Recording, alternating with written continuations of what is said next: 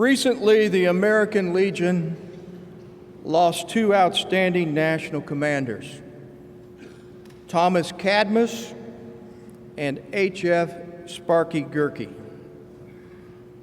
We will remember and utilize them at a future meeting, but I would also like to say a few words about them now.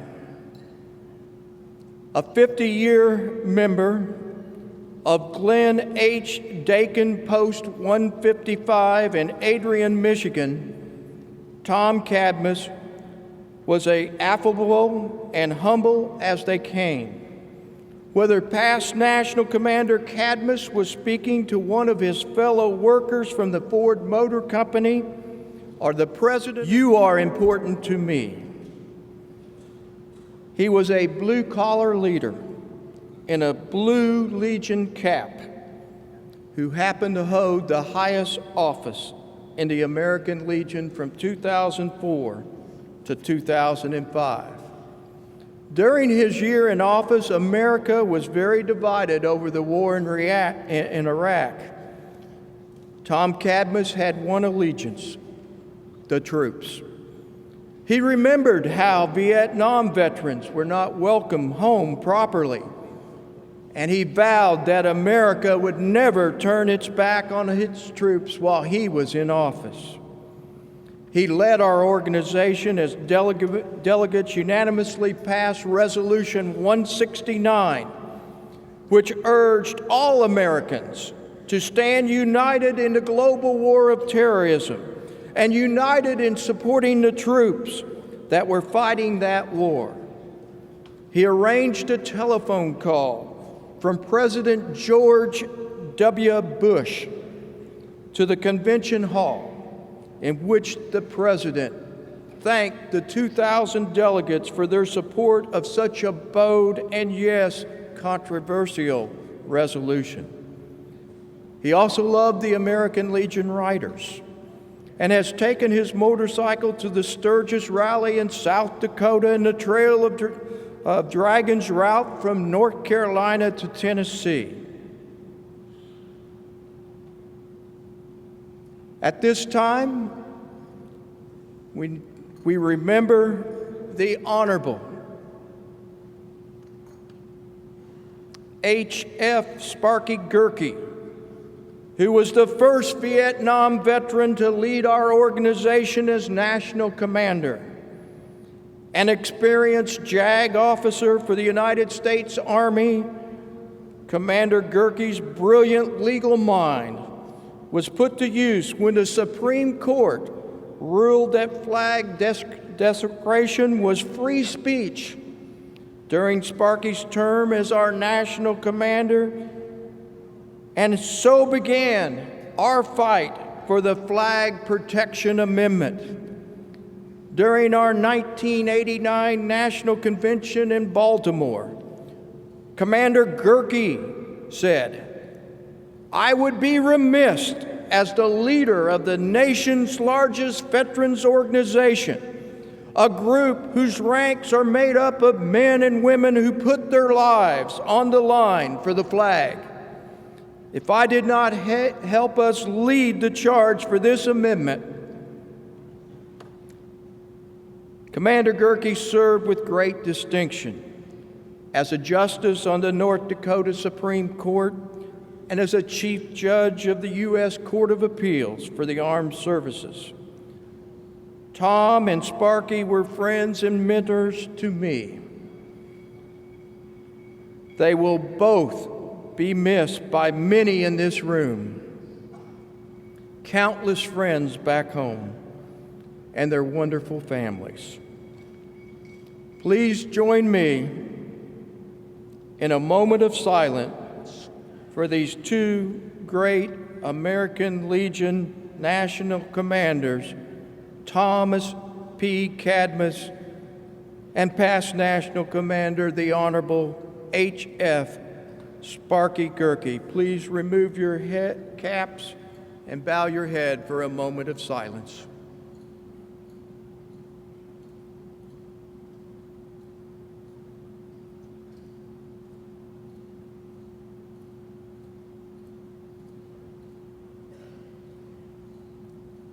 Thank you. Please recover.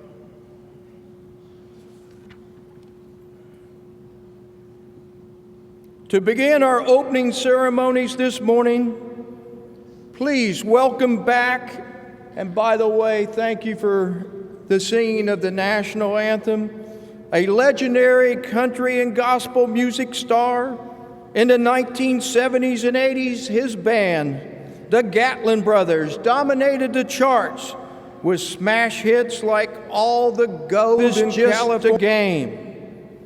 Houston means I'm one day closer to you, and Statues Without Hearts, just to name a few. Along with the Oak Ridge Boys, he appeared in the American Legion Christmas special. He is a patriot and a friend of our military and our veterans. But before calling him up here again, let's watch this brief video about our Master of Ceremonies, Larry Gatlin.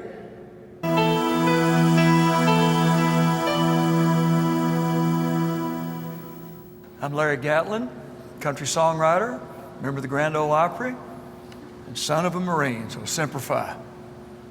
Well, I've been singing all my life. I was just a little kid singing in church. When I was 3 years old, I sang Hey Good Looking, old Hank Williams song. Loved to sing when my brothers were born, they joined me. We've just been doing it for 61 years. We're about to get it right, I think. I hope. My dad was on the way to Japan on a troop ship called the Wakefield. When the bomb was dropped over Hiroshima and Nagasaki, I wouldn't be here probably. We might have still been fighting that war. And the men and women who fought it, I mean, like I say, my world is shaped because I wouldn't even be here. So I'm very grateful for that.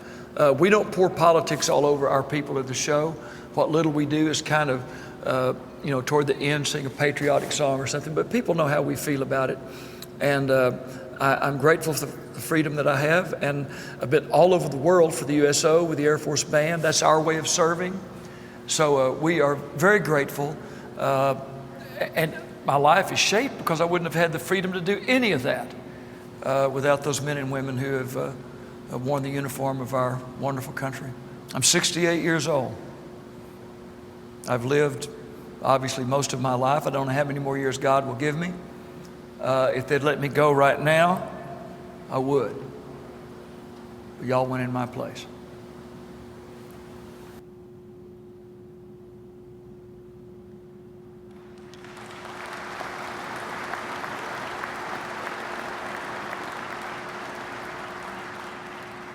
Ladies and gentlemen, let's give a warm American Legion welcome to our Master of Ceremonies, Larry Gatlin.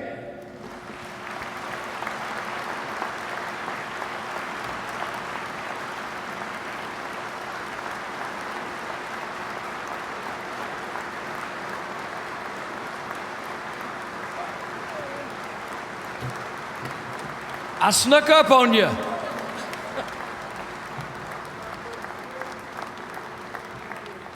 Good morning. I might have already come in the wrong door. I don't know. They said come over there. I'm really grateful to be here. You know, I was in an airplane 3 or 4 years ago. I get in airplanes. Some people claim they get on them. Explain it to the folks from Wisconsin. Okay. Oh, I mean Iowa. I can't win this one. No, I was in that airplane and I was reading a newspaper from back east, which shall remain nameless. Oh, I think I'm in pretty good company. It was the New York Times. We call it the Communist Manifesto at our house, but anyway, I'm not running for anything. And the article, the gist of the article that morning in the New York Times was what an awful country we are. And what terrible things we were doing around the world, not only now, but for the little over 200 years of our existence. And I'm gonna be honest with you, the more I read, the madder I got. I just sitting there steaming because I knew better. And all of a sudden I remembered something that my old big buddy, my big brother, Johnny Cash, told me one time. He said, Pilgrim, that's what he used to call me. He said, Something makes you mad enough, boy, you'll Dad Burn sure write a song about it. He didn't say Dad Burn either. So J.R., I wrote a song about it for these nice people. They have fed hungry people. They have clothed people who didn't have clothes. They built shelter for people sleeping out in the cold. They've done all the good things good people are supposed to do. Who are these good people? Americans, that's who. They have freed millions of people from the tyranny of evil men. They've handed the government back into the people's hands. You won't read much about it in the New York Times. I'm telling you it's true. Who are these good people? Americans, that's who. Glory, glory, hallelujah.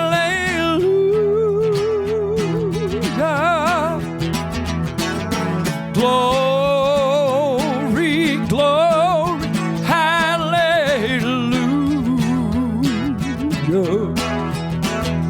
They have left their wives and babies, marched headlong into hell. Some have paid the ultimate price, so I can stand right up and tell you how I feel about it. What I know in my heart is true. Who are these good people? Americans, that's who. Sing along with me. Here we go. Glory, glory.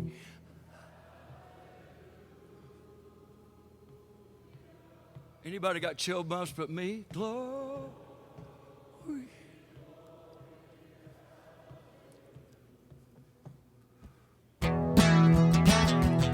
Who are these good people? Who are they?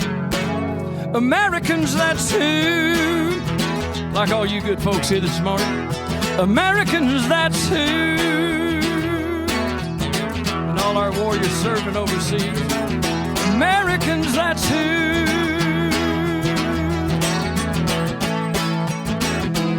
One more time.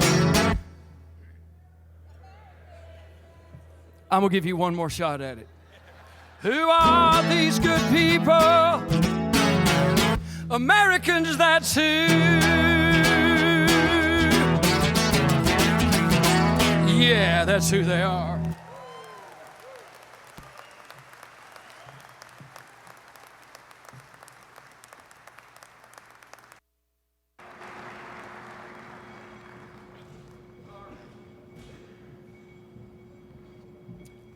Thank you and good morning.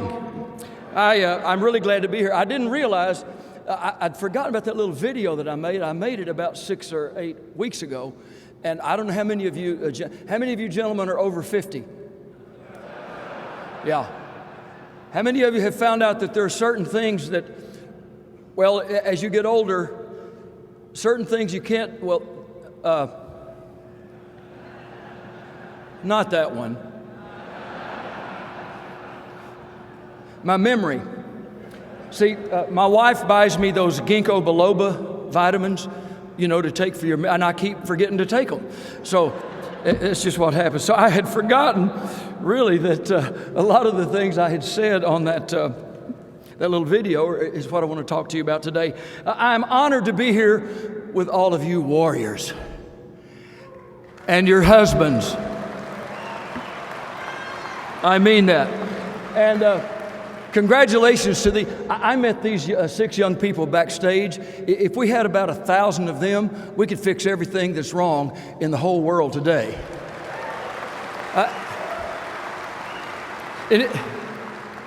In fact, I don't think we need 1,000. I think we could take these 6 right here and pretty well accomplish that.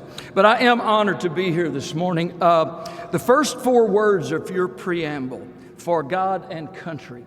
That's pretty much all I need to hear about any human being, all that I need to know when you're talking about America. My mom and dad raised Brother Steve and Brother Rudy. You're going to see them tonight. We're doing a concert for you tonight. Brother Steve and Brother Rudy will be here. I hope, yeah, y'all are old enough to know the Gatlin brothers. Go ahead and clap. Yeah. I know Steve will be here. Rudy had a little trouble yesterday. He got thrown in jail, but he didn't do anything real bad. I'll tell you about that in a little bit. But we were raised in a little Pentecostal church out in West Texas, and we were raised to know the difference between right and wrong. We didn't always do it, but we knew what it was. So for God and country and family, that means something to the Gatlin brothers. Okay, let me get the deal about Rudy right away. Here's what happened. Rudy is a great golfer. Rudy is by far the best golfer of the three of us. And in fact, Rudy is the number one ranked amateur singer, entertainer, golfer in the world. I am serious. He's ranked by Golf Digest. My baby brother Rudy can hit a golf ball farther than my mama and daddy went on their honeymoon. So I'm serious. He can really do it. So what happened was, he was in Dallas, Texas, practicing his chipping and putting, because sometimes his short game is a little lacking. So he was out there at Royal Oaks Golf Club working on his chipping and putting, and he looked down at his watch, and it was 7:30, and he realized he was supposed to have been home at 6:30. He knew he was in deep yogurt. You know what I meant? So he threw his golf clubs in the back of his little pickup truck and took off down the North Dallas tollway. Unfortunately for my baby brother, he was clocked doing 86 miles an hour in a 35-mile construction zone. I don't know about Wisconsin, but it ain't good in Texas to do that, okay?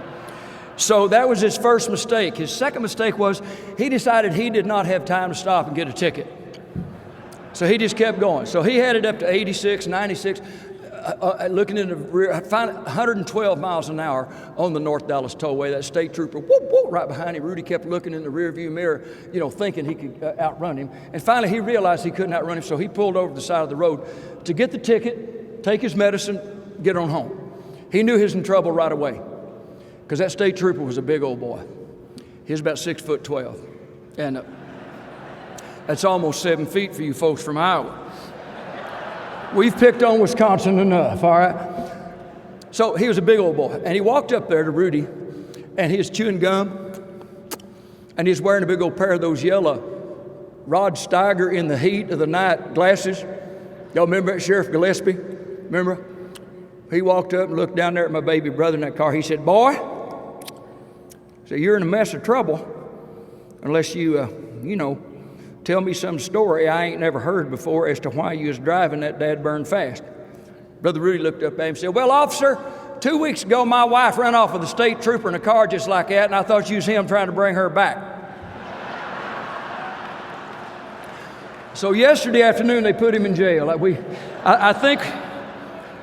I think we got him out of jail, but Brother Steve, I think he's going to be here. Brother Steve's going to be here.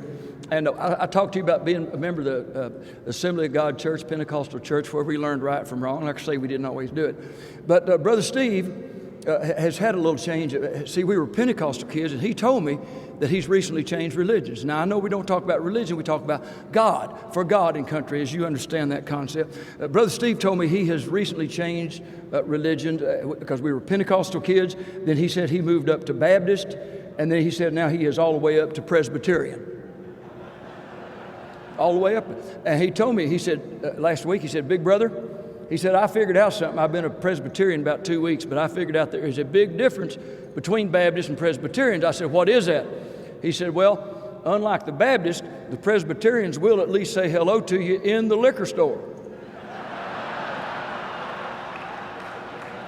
Baptists won't do it, young people. Yeah. Isn't that right, Chaplain?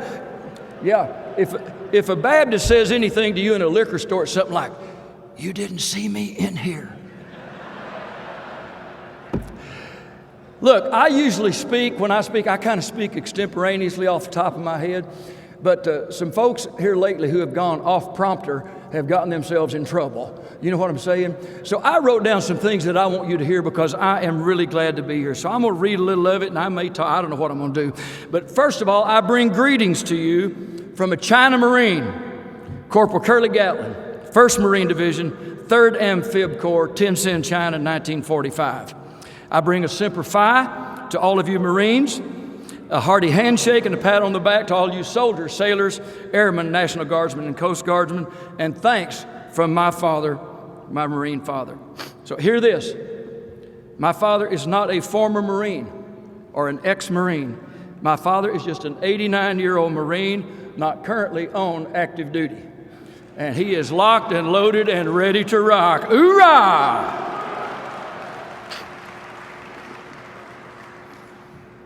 After the war, my father brought his Marine uniform home. And he wore it when he married my mother. My 88-year-old mom sends her greetings too, by the way.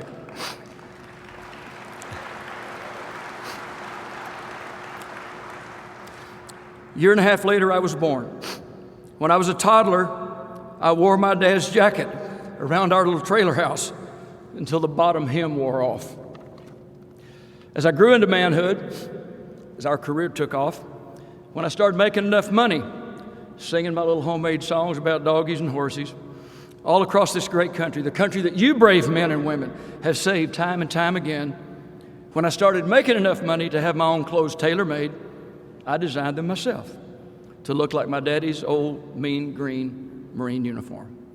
Please understand, I know that I have not earned the right to wear my daddy's uniform or any of your uniforms, because you see, I'm not a veteran of our armed services.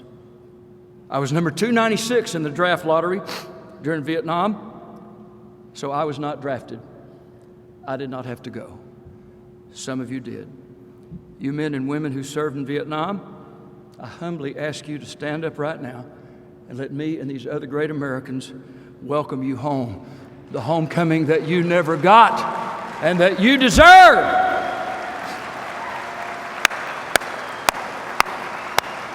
I have friends on the wall.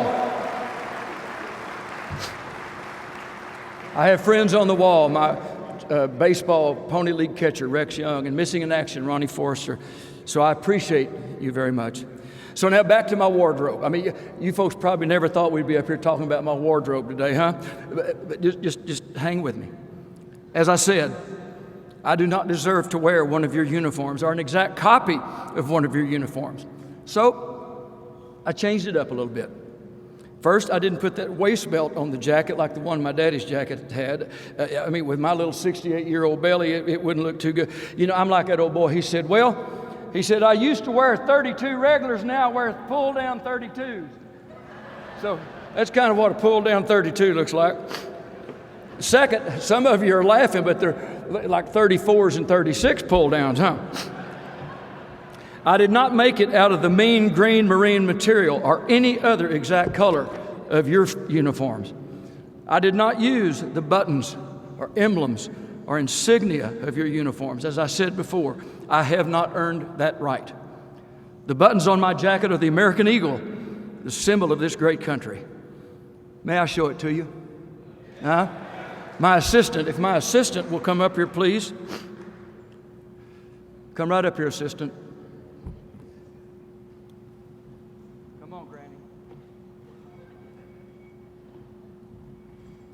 This is my beautiful wife of 47 years, Janice Gatlin. Here, clean that. Here. Oh. I knew I'd start bawling. By the way, this beautiful lady is the recipient of the 1964 American Legion Outstanding Student Award from Ector High School in Odessa, Texas. So show that to... Say a word to these nice people.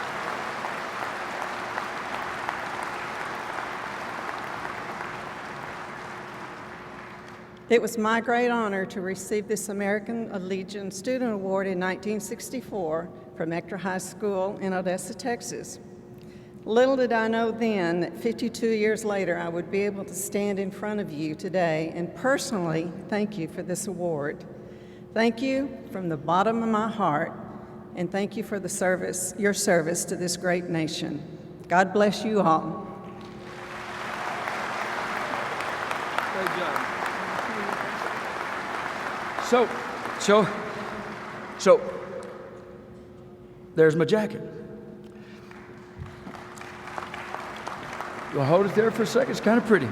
I had this jacket made by God-fearing Americans in Bremen, by God, Georgia, at the Sewell Clothing Company, an American company that has been making uniforms for the Army, Navy, Air Force, and Marines of the United by God States of America since 1916. And when I invoke the name of Almighty God, I invoke it in honor of His power, in honor of His glory, in honor of His might and His providence, and in praise to Him for all of you and for this wonderful United by God States of America. That's how the Gatlins feel about it. Thank you, baby.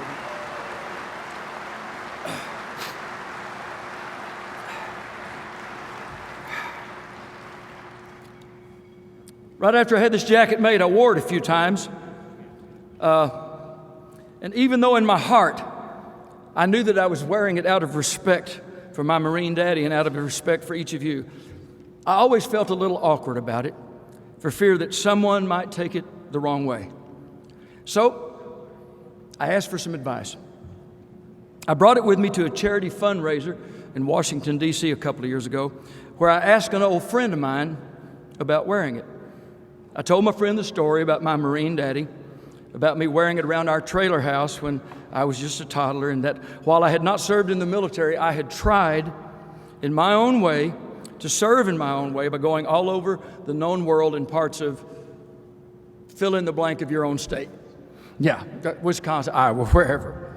With the USO, with the United States Air Force Band, from Japan to Okinawa. Let me tell you about Okinawa. We were there one day. I took my dad with me on a USO tour, and he was backstage.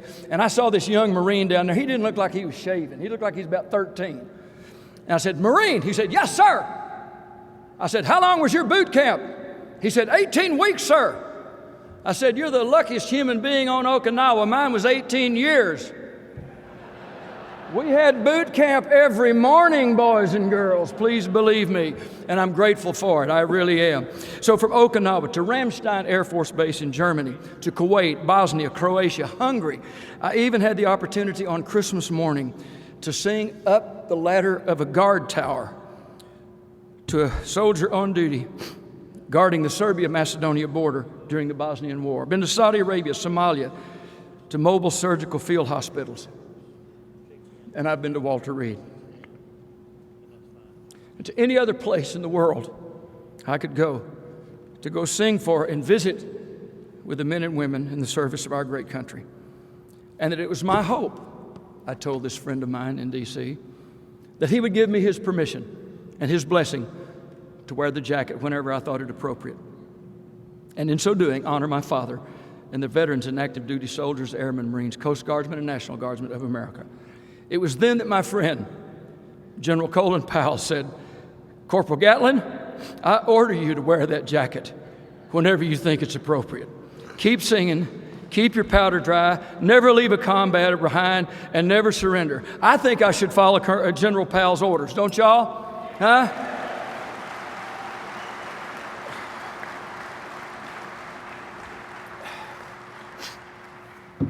I'll hang that one up right over there. It's not very important. That's the same General Colin Powell who once remarked, "The military forces of the United States of America have freed more people from tyranny than any other country and any other military force in the history of the world. And all we have ever asked of them is enough dirt to bury our dead."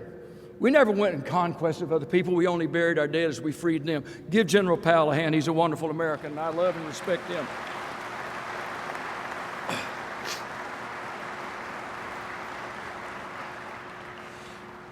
All right, button it up, Marine. That's what Daddy'd say.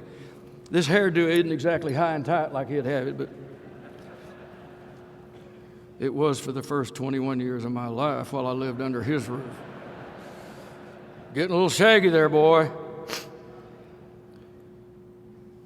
On August 6th, 1945, my father, along with 1,500 other Marines, were cramped onto the troop ship Wakefield, cruising toward Japan.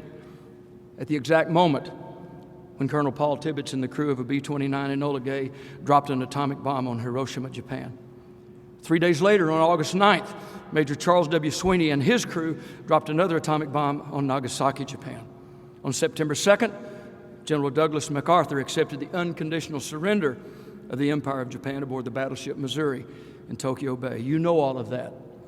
What you might not know, my friends, is what happened on August 6th and August 9th, 1945. As horrible as it was, if it had not happened, I probably would not be standing here in front of you today in my scaled-down version of my father's Marine jacket.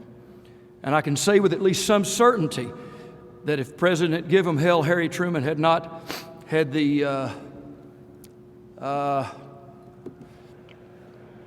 fill in the blank, Iowa. Let's just call them the big brassies, okay? That's what we call them in Texas. To do what needed to be done, what had to be done, some of you would not be here today either.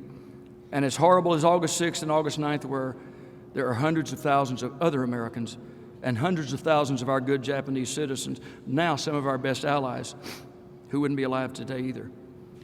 So, when some wussified, wet behind the ears co-ed at Berkeley, or even a pseudo-Longhorn at my beloved University of Texas proclaims that we should not use the power of our military to utterly destroy our avowed enemies, whoever and wherever they may be, when they say that all-out war against those who would, if they could, totally destroy our American way of life, and that the boots of the American people have supplied to men and women of our military should only be worn to conduct military exercises and to wear in parades, and should not be the boots on the ground of whatever battlefield on this planet that needs to be cleared of the enemy of the United States of America, because that's not who we are as Americans. I say, bull. Fill in the blanks, Iowa. I say, bovine droppings. Bovine droppings, that's what it is. Winning America's wars and killing America's enemies is what we are about, what you men and women are about. Please understand me. I'm not advocating we start a nuclear war. What I'm advocating is that whenever war is declared on America by whomever, the President of the United States, the Commander-in-Chief of the greatest fighting force the world has ever known, should, with the counsel of the greatest generals and greatest military minds in the world, formulate, plan, initiate, and conduct whatever military operations are needed to assure the complete annihilation of the enemy in the shortest amount of time, while carefully, prayerfully considering the loss of life to our warriors and to the poor, unfortunate souls, many of them innocent bystanders, who happen to be in the wrong place at the wrong time. What I am advocating, what I am hoping and praying for, is a commander-in-chief, a man or woman, who will stand in the well of the House of Representatives, or in the Oval Office on national TV or worldwide TV, or at home plate at Yankee Stadium, or in a cornfield in Iowa, or on the 50-yard line of Darrell K. Memorial Rory Longhorn Stadium in Austin, or behind the podium of next year's National Convention of the American Legion on August 18th in Reno, Nevada, and pledge to the American people and warn any and all would-be aggressors who threaten America that, as President Franklin Delano Roosevelt said on December 8th, 1941, hostilities exist. There is no blinking to the fact that our people, our territory, and our interests are in grave danger, and that the American people, in their righteous might, will win through to absolute victory.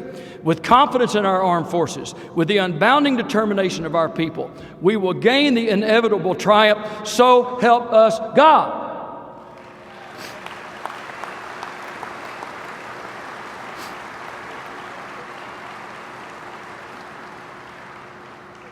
And if they will let an old gray-bearded 68-year-old geezer go with them, I will put on whatever uniform I am issued and go with our fighting force and do whatever I can to see that that is exactly what happens. The inevitable triumph of the United States of America. So help me God. For God and country. God bless you. God bless the United States of America.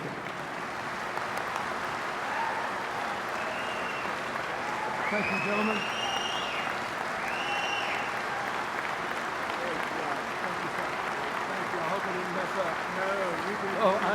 for office. We're going to do some youth awards.